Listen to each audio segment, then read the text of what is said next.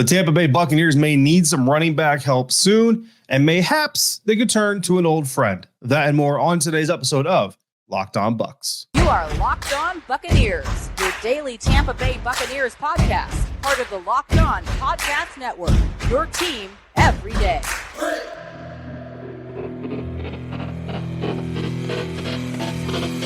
Welcome in, Bucs Nation, to this episode of Locked On Bucs, your daily podcast covering the Tampa Bay Buccaneers, part of the Locked On Podcast Network, your team every day. Thanks so much for making Locked On Bucs your first listen of the day every day. And don't forget that you can subscribe for free on YouTube or wherever you get your podcast. And a big thank you to everyone who came through. We asked you guys to subscribe a little bit more, get us over the 5,000 sub mark before the season started. You came through big time. We greatly appreciate it. And now the subscriptions are continuing to roll in. So we appreciate everybody who has subscribed up to that point. After that point, all of you greatly. Of course, I am your host, David Harrison, for today's episode. Follow me on Twitter at DHarrison82. Find all my written work covering the Tampa Bay Buccaneers at BucsGameDay.com, part of Sports Illustrated's FanNation. And I am a credentialed member of the media covering your Tampa Bay Buccaneers here with you as part of Locked On Bucs Monday through Friday, all throughout the season, with my co-host James Yarko, not here for today's episode, but he will be back tomorrow, along with Evan Klosky of WTSP 10 Tampa Bay, your favorite Tampa Bay sports anchor ever to ever exist on the threshold of this earth. Make every moment more with FanDuel, who sponsors today's episode. Right now, new customers can bet $5 and get $200 in bonus bets guaranteed. Just visit FanDuel.com/lockedon to get started. On today's episode of Locked On Bucs, we're going to discuss our usual Tuesday talk about Todd Bowles, and we're going to stash and trash some things that we saw in week 2. But first, the Tampa Bay Buccaneers could be in need of some running back help in their running back room very soon, and they might actually be able to turn to an old friend in order to get it. Running back Chase Edmonds, he's the reason why the Buccaneers may need some help in the running back room soon. He left Sunday's win over the Chicago Bears with a knee injury, did not return. At the time of his departure, he had 2 carries, 12 yards along of 14 yards. So if you're doing the math, he had a 14-yard run and a 2-yard loss. But you would really like to keep that potential production around as long as you could. There were reports, starting with Ian Rappaport on Monday, saying that Chase Edmonds could be headed for IR. Now, a lot of the talk is short-term IR, minimum. Bottom line is you put a player on IR, they have to miss 4 games before they can come back. So if Chase Edmonds goes on IR as early as this week, he could miss, or he will miss, at least 4 games, if not more, depending on the severity of the injury. And perhaps the Buccaneers are going to need to bring some help in. Now, on Monday, at his day after press conference, Todd Bowles said that he was happy with what they have currently right now. But at the same time, as of Monday, the diagnosis has not been confirmed. The reports also say that Chase Edmonds had an MRI scheduled.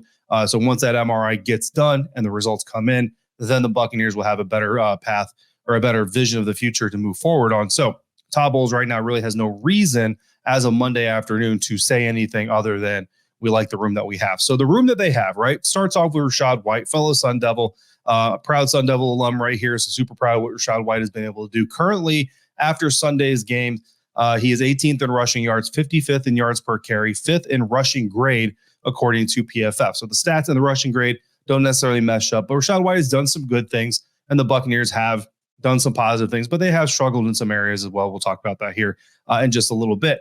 The Buccaneers right now have just 2 10-plus yards, yard runs rather, on this season from Buccaneers running backs. One of those is by Chase Edmonds. One of those is by Rachaad White. So half of your 10-plus yard runs from your running back group might be headed to IR. 10-plus yard runs, those are considered explosives. Of course, you want as many of those as you can get. And you know that I love Rachaad White. Again, fellow Sun Devil, Arizona State alum, proud guy right here. Love as much Rachaad White as I can get. But I've been saying since the offseason, he can't do this by himself. Most running backs in the NFL can't do this by themselves. Most NFL teams like to go running back by committee because you want to keep guys fresh. Well, Chase Edmonds was part of that rotation to help keep Rachaad White fresh. So if he goes to IR, then behind Rachaad White, you got undrafted free agent Sean Tucker, who's got 22 yards so far this season on 13 carries. That is a 1.7 yards per carry average. Not very good, but again, there's been some good. There's been some not so good. 4th-year running back Keyshawn Vaughn, who has no good. He's also got no bad because he's not been active for a single game this season so far. Week 3, likely to change a little bit of that. The Buccaneers also have veteran running back Patrick Laird on the practice squad that they could turn to if they really need to. Now, while Todd Bowles feels good about the running back room right now, as of Monday afternoon, before an official decision diagnosis has been made on Chase Edmonds, that might change once the diagnosis is solidified, once the decision to potentially move him to IR actually happens, or if production doesn't get better.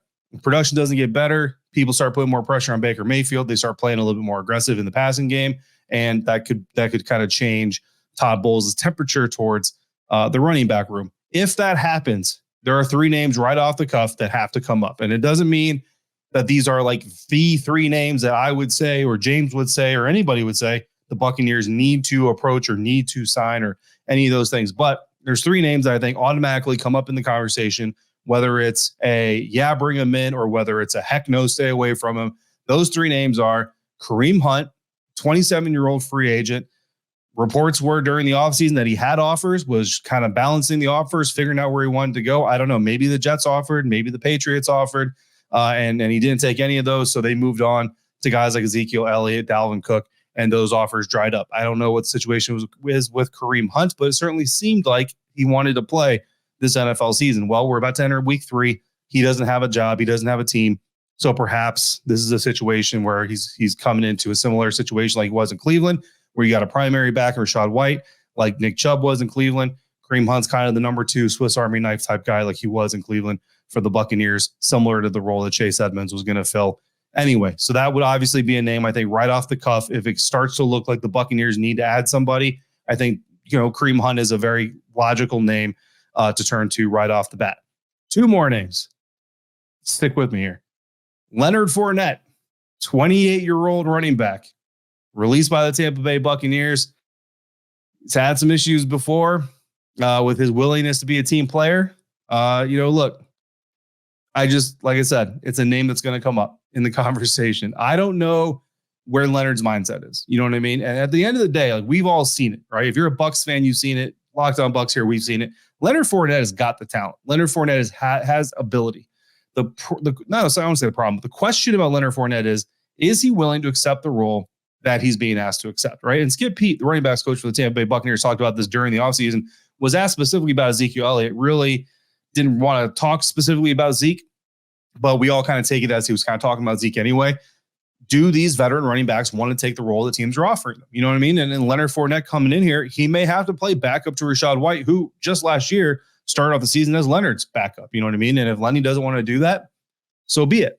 But the deeper you get into this season, the fewer offers come in, the sooner you got to realize if you're Leonard Fournette, Kareem Hunt, if you want to play ball, I mean, you may not have a choice. You know what I mean? Continue to hold out, waiting to see. I don't know. Saquon Barkley apparently is going to miss a few weeks. Maybe the Giants go offer Leonard Fournette an opportunity, but I don't know if he's going to want to take that because that 4th week, you're a backup again. You know what I mean? So it's going to be a name that comes up in conversations because it'll have to. If, again, production doesn't get better or, knock on wood, it doesn't happen. But if there's another injury suffered to the running back room, then another name that just became available on Monday, coincidentally enough, Ronald Jones. So the 26-year-old running back spent 4 years with the Tampa Bay Buccaneers, won a Super Bowl, goes to the Kansas City Chiefs, wins another Super Bowl, and his contributions to each Super Bowl team dramatically different. You know what I mean? And really, Rojo, contributed during the regular season, really for the Tampa Bay Buccaneers. But once we hit the playoffs, we all remember the birth of playoff Lenny, Lombardi Lenny. Rojo, by the end of it, is a backup, still Super Bowl champion, goes to Kansas City, really has no role, little to no role. She's still a Super Bowl champion. You know what I mean? 2 times over. Ends up with the Dallas Cowboys this offseason, suspended for a couple of games due to performance enhancing substances, and released on Monday by the Dallas Cowboys. Now, look, none of these guys knows Dave Canales' offense, but Todd Bowles and Jason Light at least know 2 of them. So if either of these 2 guys are improved from their personalities and their characteristic flaws or character flaws, not from like a legal standpoint necessarily, but just as teammates, Jason Light and Todd Bowles are going to be in the best position to say, yes, we believe that they're kind of over those problems.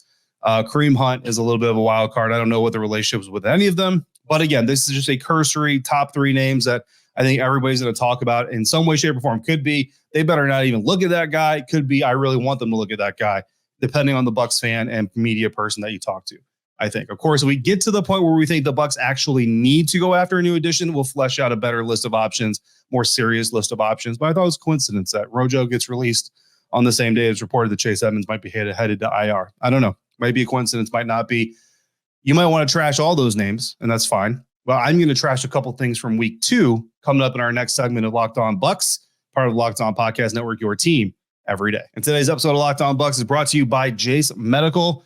It's brought to you by the fact that you should never be caught unprepared, and Chase Medical is here to help you make sure you have 5 life-saving antibiotics on hand for emergency use if you should ever need them. My Jace case just came in while I was in Denver covering the Washington Commanders' upset win over the Denver Broncos. The Jace case provides 5 life-saving antibiotics for emergency use.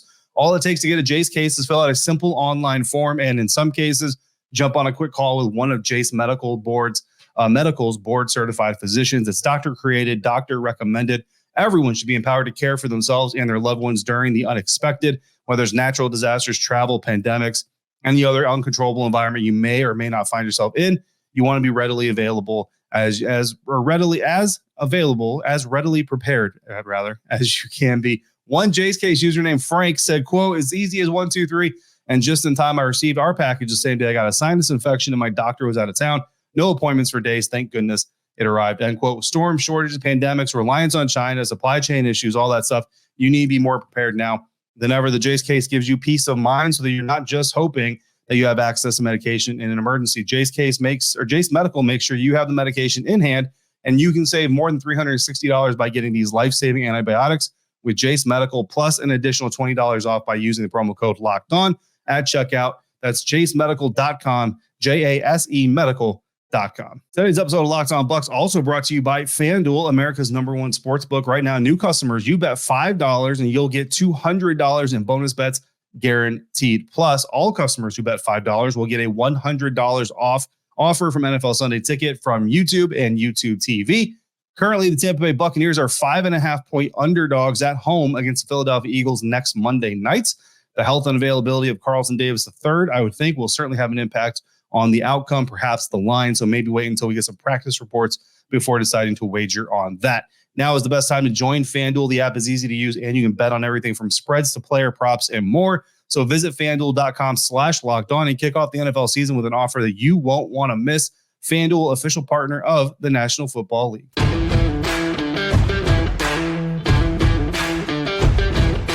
Thanks again for making Locked On Bucs your first listen or your first view today and every day. And thanks again to all the everydayers for coming through on a consistent basis like you do. Be sure you continue that trend by coming back tomorrow, and James will be joined by Evan Klosky of WTSP 10 Tampa Bay to talk about the win over the Chicago Bears and start taking a look at the upcoming matchup against the Philadelphia Eagles. Speaking of the Bears, it's time for me to stash and trash some things that I saw in week 2. It's our weekly post-game segment where we stash something we saw in the last Bucs game that we want to see again next week and moving forward. And then we trash something that we want no parts of moving forward at all. Don't care who the opponent is. I'm going to start by stashing something, and I want to stash the pressure on and containing mobile quarterbacks, specifically next week against Jalen Hurts. Want to see that contained, and I want to package that up, repeat it next Monday night. After their week 2 win against the Buccaneers, after their week 2 win over the Bears, the Buccaneers were 5th in the NFL in sacks per pass attempt at 10.96%. Now, I say these things the way that I say them. Full disclosure, I am recording this episode before the end of the Monday Night Football doubleheader because I got to be up super early. I cannot afford to stay up past those games. If I could, I would, especially with 2 NFC South teams going at it, but unfortunately I can't. So all of these stats rankings I'm giving you are before those 4 teams, the Cleveland Browns, Pittsburgh Steelers, Carolina Panthers, New Orleans Saints, finish their Monday Night Football contest. I say that because Carolina Panthers are sacking the crud out of Derek Carr. So just understand, if you go looking up these numbers and you're going, hey, if it said 5th, they're actually 6th or maybe even 7th, that would be why. But coming out of their week 2 win, the Buccaneers were 5th in the NFL in sacks per pass attempt, getting to the opposing quarterback 10.96% of the time when they dropped back to pass. In week 2 alone, the Buccaneers got 10 quarterback hits on Justin Fields and 6 sacks by 5 different defenders. That is amazing team pass rush effort. Joe Tryon-Shoyinka, who we have been talking about all offseason long, needs to have a solid season to show the team that he was worth the investment and is worth the future investment he wants them to make in him. Led the group with 2 sacks himself. putting him halfway now to a career high tying 4 sacks with 15 games left to play. Should be able to hit that mark, should be able to exceed that mark. While Fields certainly struggled throughout the day, he's still a quarterback. And I think everybody understands this, that averages over 50 yards per game rushing throughout his career, right? He averages over 50 yards per game in rushing during his NFL career. The Bucs held him to 3 yards on Sunday. Even with the touchdown runs, Fields only averaged 0.75 yards per rush this last Sunday. That's the lowest average in a single game that he has had his entire career. So literally, you watch that game, Justin Fields has never rushed for fewer yards per carry than he did against your Buccaneers. And it's the first time in his career that he had at least 4 carries and failed to gain at least 10 yards on the ground. With Jalen Hurts coming up, it's about as positive a stat line as you can get defensively to say that you have some faith in what you can do against a guy like Jalen Hurts, right? So I want to stash that, the pressure, the containment of a mobile quarterback, all of it. Stash that, copy it, paste it. And that's going to lead me into my first trash of this episode from week 2. I want to trash leaving points on the field. And actually, this is going to extend past week 2. We're going all the way back to week 1 as well. So far, the Buccaneers are averaging 5 points per game more than they did last season. And that's great. But it could, and even maybe should be, better, actually. After Sunday, the Buccaneers are averaging 23.5 points per game, ranked 17th in the National Football League. But they rank 21st in the NFL in goal-to-go conversions, only converting 66.7% of those situations into touchdowns. And they're 29th in red zone percentage, only turning 33% of their trips to the red zone into touchdowns. With 8 games remaining ahead of them, with teams scoring more than what Tampa Bay is scoring right now, yes, the defense is going to have a say. But 8 future opponents are scoring more points per game right now than the Buccaneers are.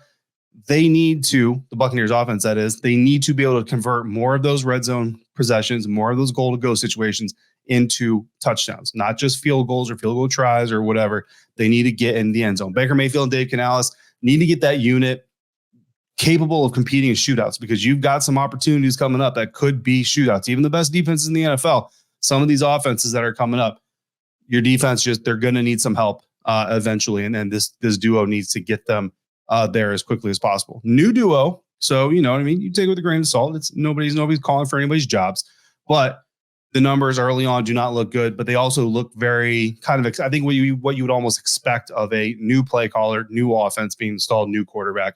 All of it's very new for this duo. So we'll see if it continues to get better. That's what you want to look for. That's why we want to leave those numbers behind, start seeing it climb beginning week 3 against the Philadelphia Eagles. Stash number 2, I'm calling it the Mike Evans Prove It Tour.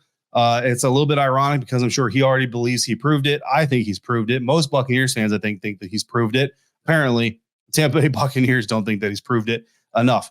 Through 2 games, Mike Evans is on pace to have 102 catches, 2,014 yards, and 17 touchdowns. I wonder if he gets 2,000 yards. Can we just like rollover yards? You know what I mean? Like just carry over 1,014 yards to the next season and call it done. If he hits those numbers, it would be Mike Evans' first 100 reception season, which is crazy to me that he's never had a 100 reception season. NFL record for receiving yards, clearly. And it would be a career high for him in touchdowns.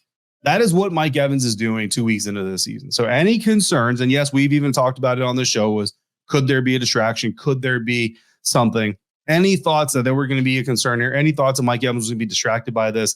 It is not. If anything, it's just motivating him all the more. Just pay this guy. Tampa Bay Buccaneers, just pay this man. Glazers, do the right thing. Some players, listen, I understand the Buccaneers have a cap situation. I get it. They paid a whole lot of money out, a whole lot of future contracts, void years, all that stuff to win a Super Bowl. It worked, but now you're kind of paying the piper. I understand all that. But there are some players that transcend traditional roster and cap management situations. This is one of them. Pay this man. This franchise needs more Hall of Famers that are not attached to any other franchise. This team they have some, but this team needs more Hall of Famers that nobody else can lay claim to. Make Mike Evans the next one. Mike Evans needs to be the next one. There's only one way to do that. Get him under contract, guys. Pay this man. Trash number 2, Zion McCollum's near first career interception. Not once, twice. We are big Zion McCollum fans here on the program because he's the kind of dude that you want to root for. And we've always been saying, He is oftentimes in the right position. Yes, there's some times where he's not in the right position. We get it. But he's oftentimes in the right position, just needs to make the right play of the ball on the ball. Had two kind of opportunities on Sunday against the Bears. One, he had dropped it on the way to the ground on the sideline, so that got overturned. It was not an interception. And then one was on a play that was blown dead because Shaquil Barrett, he likes to time his pass rushes. Sometimes he's good, sometimes he's off. It happens. This time he was off, so he was offsides. Justin Fields threw the ball up, out of desperation. Zion came down with it, but obviously it's not an interception. Of course, the subsequent interception that Shaq Barrett did get, that did count, was a pretty great moment all in its own. So speaking of Todd Bowles, he was back to keeping his public persona mild-mannered on Monday, and we're going to talk about what he was talking about coming up next on this episode of Locked On Bucs. Today's episode of Locked On Bucs brought to you by Prize Picks. Prize Picks is the largest independently owned daily fantasy sports platform in North America. They are the easiest and most exciting way to play daily fantasy sports, DFS, because it's just you against the numbers. Instead of battling thousands of other players, including pros and sharks, you pick more than or less than on 2 to 6 player stat projections and watch the winnings roll in. Prize Picks is really simple to play, and I can make my picks and submit my entry in less than 60 seconds. This coming week on Prize Picks, I'm doing a Thursday night football triple play. That's what I call it. It's not a Prize Picks official promo triple play or anything like that. I'm just going to do it. I'm going to take 3 players playing on Thursday. I'm taking 49ers quarterback Brock Purdy to go over 222.5 passing yards. I'm taking Giants tight end Darren Waller to go over 50.5 yards receiving. And I plan on taking 49ers running back to go over pretty much anything right around the 100-yard mark of total offense, if and when next week's rushing plus receiving yard category becomes available. Right now, it's unavailable, but assuming that becomes available, that's my plan. If it's not, I'll have to shift to something else. I might keep my eye on Tuesday, because every Tuesday on Prize Picks, they do Taco Tuesday, where they discount select player projections up to 25%. Gives you even more value. Prize Picks now offers Apple Pay for quick and easy deposits into your account this football season. Go to prizepicks.com/LockedOnNFL. Use the code LockedOnNFL for a first deposit match up to $100. Again, that's prizepicks.com/LockedOnNFL. Use the promo code LockedOnNFL. Prize Picks, daily fantasy sports made easy.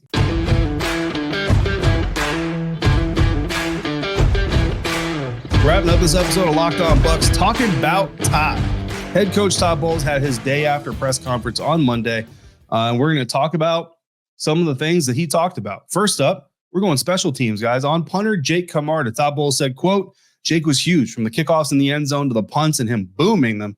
He was getting them to the sideline as well. That was about as big for us as anybody yesterday. He had a heck of a ball game, end quote. And this man did have a heck of a ball. He's having a heck of a season, guys. After Sunday, Camarda is the 4th best graded punter, according to PFF. 537 yards punting is the most in the NFL, pending Monday Night Football. And while he is tied for second in total punts, his long of 72 yards certainly helped him give him that top yardage ranking. And he's not just a big leg. Camarda is tied for second in the league with 5 punts landing inside the 20. That's tied with Tress Way of the Washington Commanders so far, who a lot of people consider maybe the best veteran punter in the league. Jake Camarda making a case for himself to be the best young punter in the league today.